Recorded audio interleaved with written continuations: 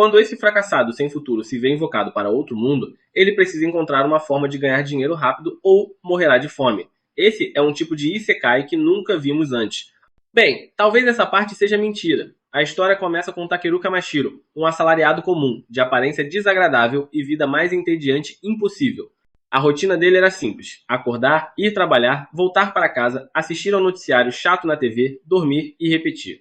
No entanto, em uma noite em particular, enquanto Takeru assistia televisão, ele foi subitamente surpreendido por uma oportunidade de fazer algo realmente interessante, oferecida por ninguém menos que o deus responsável pelo sistema solar. Esse deus lhe mostra um planeta chamado Emidaias, que aparentemente sofre com o problema de civilizações que sempre acabam perecendo. Como o deus é encarregado do planeta Musas, é seu dever ajudar aquele mundo a prosperar, mas, como uma entidade cósmica, ele não pode agir diretamente. Por isso, deseja que Takeru se torne o novo Messias de Midaias, guiando-o até a grandiosidade. Ao ouvir o plano, Takeru entra em desespero, já que não passa de um assalariado comum sem nenhum talento especial. Ele chega até a mencionar que precisa voltar ao trabalho, ou seria demitido pelo chefe, mas o deus logo revela que no momento em que trouxe Takeru a essa dimensão, ele já havia morrido no mundo real. Se recusasse essa chance, sua alma simplesmente desapareceria para sempre. Essa revelação deixa Takeru em choque, mas depois de se acalmar percebe que não tem outra escolha além de aceitar. Uma vez que concorda, o deus concede a ele alguns poderes especiais antes de enviar ele para Medias. Primeiro, adiciona magia aos atributos de Takeru, maximizando sua mana, e pergunta se há algo mais que ele gostaria de ter. Takeru, como um homem de pensamentos questionáveis, cogita pedir um harém. O deus lê suas intenções e garante ao degenerado que, em sua jornada, encontrará muitas beldades e terá a oportunidade de conquistar elas. Além disso, concede-lhe uma habilidade de busca especial. E, depois de adicionar outras capacidades convenientes, como conhecimento universal de idiomas, resistências variadas e até uma bolsa mágica para carregar seus pertences, o deus simplesmente o despacha de forma abrupta, sem sequer uma despedida adequada. Quando Takeru abre os olhos, percebe que está sentado ao lado de uma árvore em uma floresta exuberante. Ele se levanta e a primeira coisa que lhe ocorre é procurar algum lugar onde haja pessoas. Depois de vagar pela floresta por um tempo, avista uma aldeia ao longe. Desde que chegou, não comeu nada, então a fome começa a apertar. No entanto, ele não tem certeza se alguém estaria disposto a lhe dar comida de graça.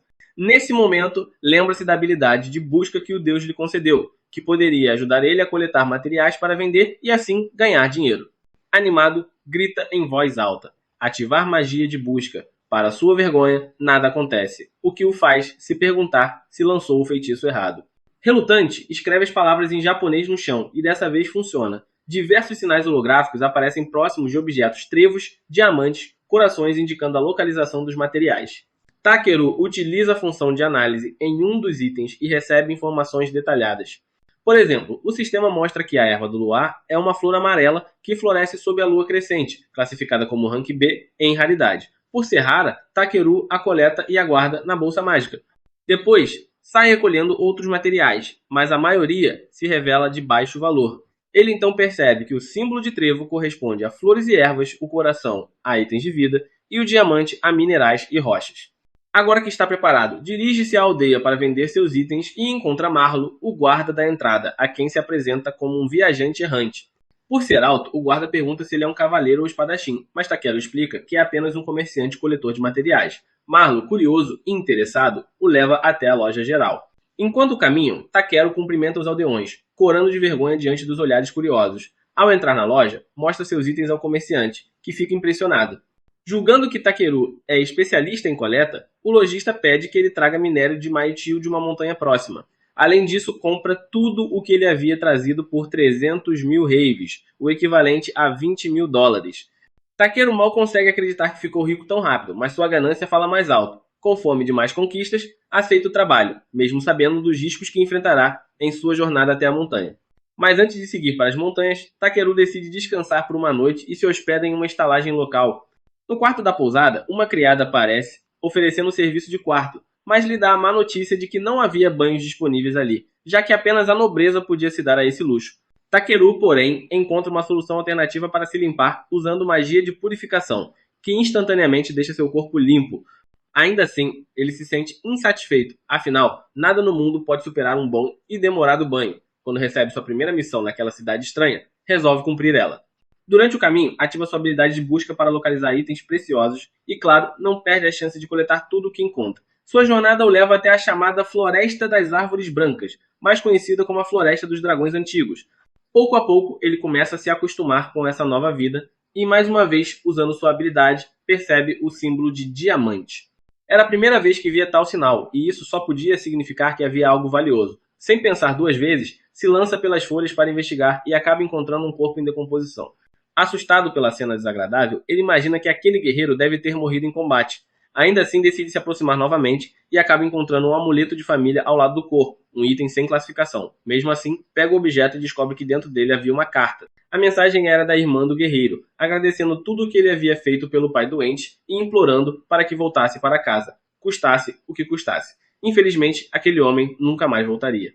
O mínimo que Takeru podia fazer naquela situação era dar-lhe um enterro digno. Assim, ele cava uma cova, enterra o guerreiro e faz uma breve oração em sua memória. Antes do pôr do sol, encontra um local seguro para dormir. Usa magia de barreira para se proteger durante a noite e, com as pedras coletadas, acende uma fogueira. Mistura algumas folhas em uma panela improvisada e prepara a sua primeira refeição naquele mundo, um prato que apelida de Sopa de Takeru. Para sua surpresa, o sabor é ótimo, o que o deixa feliz. No dia seguinte, continua a jornada, aproximando-se da saída da floresta. No caminho, ele usa novamente sua habilidade de busca para encontrar mais itens especiais, mas se surpreende ao não localizar nenhum minério, como lhe haviam dito, nem monstros, como também fora alertado. Intrigado, pensa se as criaturas poderiam estar fugindo por causa do seu cheiro, mas conclui que, se isso o mantivesse seguro, era até uma vantagem. Animado com a ideia de chegar logo às montanhas, começa a correr em direção ao fim da floresta. Porém, para seu espanto, encontra uma fenda imensa entre as montanhas e, sem estar preparado, não consegue frear a tempo, acabando por cair. Em pânico, invoca todos os tipos de magia que conhece na tentativa de voar e, por sorte, consegue pousar em segurança dentro de uma caverna. Usando sua habilidade de busca, descobre que o local está repleto de minérios e começa a recolher eles. Contudo, percebe que ainda não encontrou o verdadeiro objetivo de sua missão, o minério de Mytil. Ao reforçar sua habilidade, finalmente detecta a presença de Mithril. Antes que consiga se aproximar, a caverna começa a tremer. Ele lança uma magia explosiva naquela direção, espalhando os pedaços de minério para poder capturar eles. Consegue pegar alguns, mas são poucos. E, quando tenta continuar, a caverna volta a estremecer. Takeru, em vez de fugir, decide seguir adiante com sua tocha, explorando o interior da caverna ancestral. Mais à frente, encontra a água mais pura que já vira em sua vida, ainda mais valiosa naquele mundo onde nem banho era acessível. Ao tocar ela e analisar ela com sua habilidade, descobre que se tratava de água mágica subterrânea de classificação SS, o recurso mais precioso que havia encontrado até então. Ele descobre também que aquela água pertencia ao dragão ancestral do submundo, o que o faz se perguntar se a criatura realmente estava ali. Ousado como sempre, decide ficar. E, de fato, havia um dragão ali. Seu poder desperta a criatura, que ruge exigindo saber quem o havia perturbado. Mas Takeru estava tão distraído que nem ouve sua voz de imediato. Irritado, o dragão emerge em toda a sua imponência, a água respinga em Takeru, mas ele permanece firme. Percebendo a fúria do dragão, se curva em sinal de desculpas e pede perdão afinal, tinha se curvado inúmeras vezes em sua vida de assalariado e agora o fazia diante de um dragão. Ele se apresenta como humano e reforça seu pedido de desculpas por ter incomodado ele. O dragão, por sua vez, revela seu nome, Voldius, e pergunta quem era aquele homem. Para ele, a quantidade de mana de Takeru fora suficiente para despertar ele, o que indicava que seu poder estava no mesmo nível do dele, mas Takeru rejeita tal elogio. Ainda assim, Voldius ouve como Takeru o apelida pede um favor. Revela que, devido à estagnação da água, seu ovo ainda não havia chocado. Então V pede que Takeru use sua mana para chocar o ovo. Em troca, revela possuir um pouco de minério de mídio e promete entregar ele a Takeru.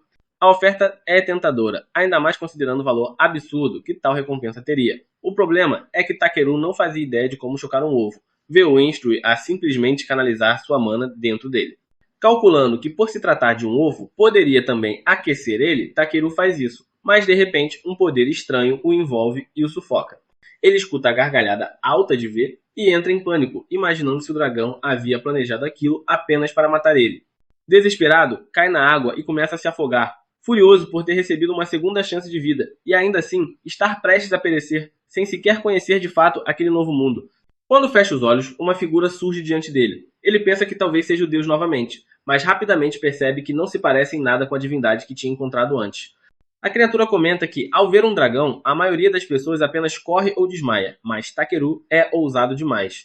Diz ainda que a simples presença dele naquele mundo já é suficiente para alterar o destino natural das coisas. Contudo, afirma que, já que Takeru deseja um parceiro fofo, ele terá exatamente isso. Takeru acredita estar morrendo e perde a consciência, mas acaba despertando algum tempo depois. Aliviado, olha em volta e encontra V. Ao mesmo tempo, escuta o som de um choro infantil e não entende por que V fala de forma estranha. De repente, um pequeno dragão salta em sua direção e começa a lamber seu corpo. Assustado e incomodado com a sujeira da criatura, Takeru o empurra para longe. V então diz para ele escolher um nome para o filhote. Depois de pensar um pouco, decide chamar ele de Black. Em seguida, V pede para que ele leve o pequeno dragão consigo, o que deixa Takeru confuso. Afinal, por que um dragão confiaria seu próprio filho a um estranho?